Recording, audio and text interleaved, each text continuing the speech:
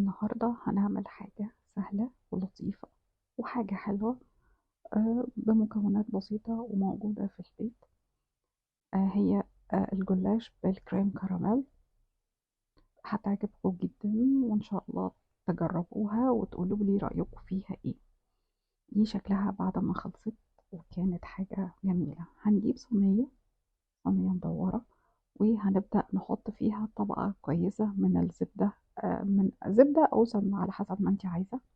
بس بنحط طبقة كويسة من تحت لأن احنا مش حاطين مواد دهنية كتير من تحت عشان توصل للجلاش.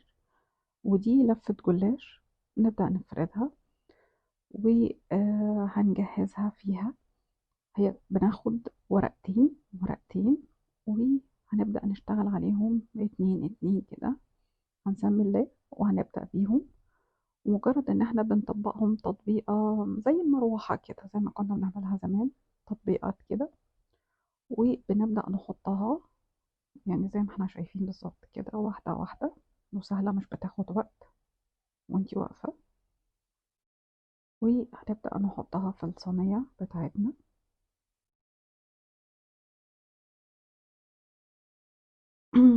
جماعة يا ريت ما تنسوش اللايك والشير والسبسكرايب، علشان دي حاجة بتساعدنا جدا.